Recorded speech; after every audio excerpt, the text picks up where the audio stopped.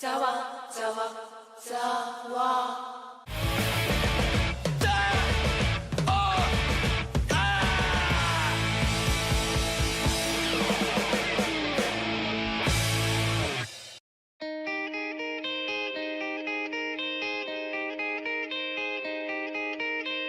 Humanity is a very debatable theme, and I'm always excited to see different interpretations of it in many forms of media. After thinking about it for a long time, I've come to the conclusion that Kaiji Ultimate Survivor has the best portrayal of humanity I've ever seen in the medium of anime.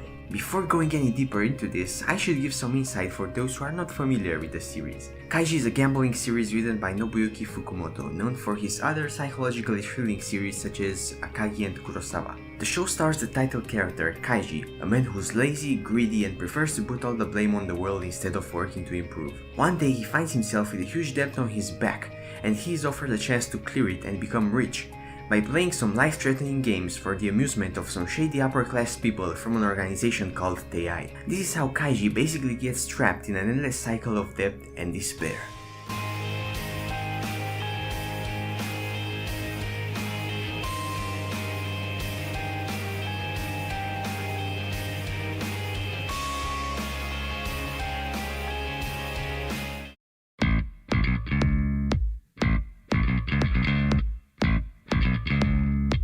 Despite the show being about gambling, it manages to convey many themes and ideas, especially regarding the meaning of life.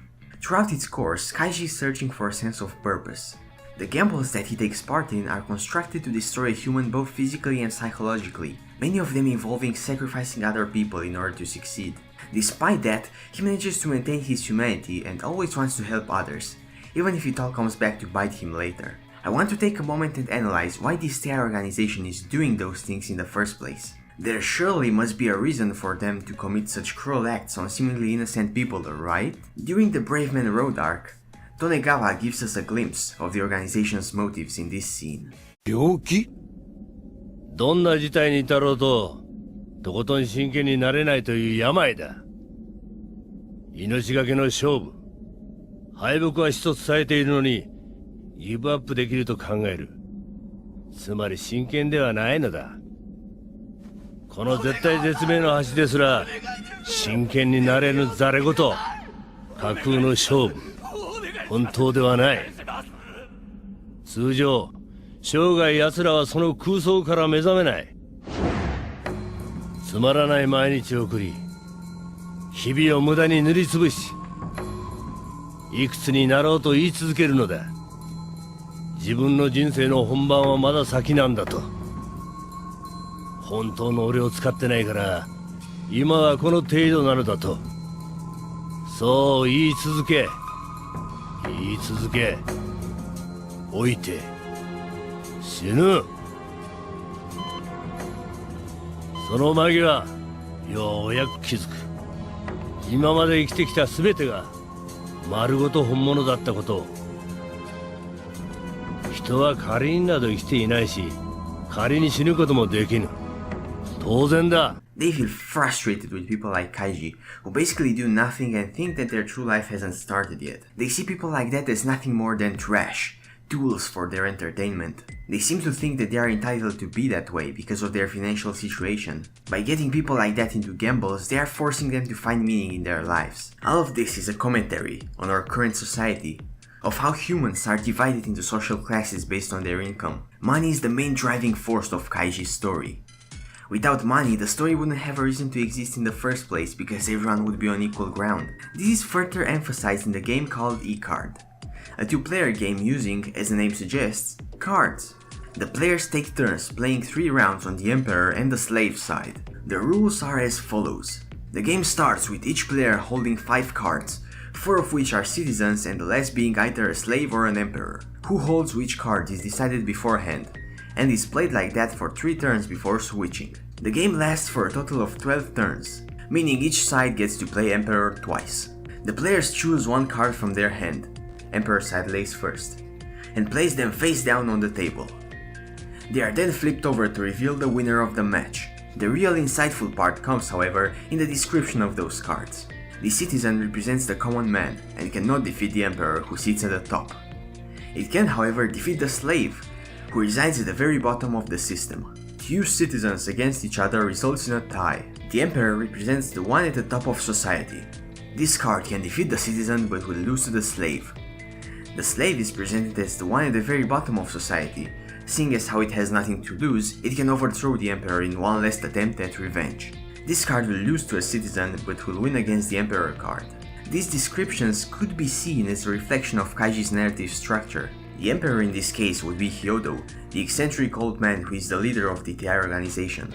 The citizen is represented by the black suits, who are just middle class people who do what they are told. The slave is the embodiment of people just like Kaiji, who got nothing left to lose, which makes them the only ones capable of overthrowing the Emperor. Hyodo seems like he's well aware of this, and seems to encourage Kaiji in his quest of taking him down, for no other reason than because he loves the thrill. During the final arc of the series, he lets Kaiji decide the gamble, despite seeing through his tricks, and even gives him a chance to win. Unfortunately, Kaiji doesn't catch on to this and ends up losing everything. This truly shows us what makes Kaiji feel human compared to other characters. No matter how confident he is in his strategies, he can manipulate fate. Despite crafting ridiculous plans like tilting an entire building to win at pachinko or cutting his own ear in order to sabotage his opponent's strategy, his victory is never assured. This serves as Kaiji's inner gamble with himself. I briefly mentioned this before, but people's main frustration with Kaiji as a character is his kindness. There are many occasions during the show where he could just pay his debts and return to his normal life, but he always decides to help and trust those around him. Time and time again, he puts his trust in those around him and they end up betraying him in the end. Many people question, why does he just learn from his mistakes? Why does he keep trusting people so much? The answer is simpler than you might think. That's just the way he is. If Kaiji would stop helping others, he would lose his humanity, and that's exactly what Hyodo and the people from TI want. 周りに何人いようが決して支え合ったりできない。しかしよくよく考えればそれはこの橋に限らない。いつだって人はその心は孤立している。心は誰にも理解されない。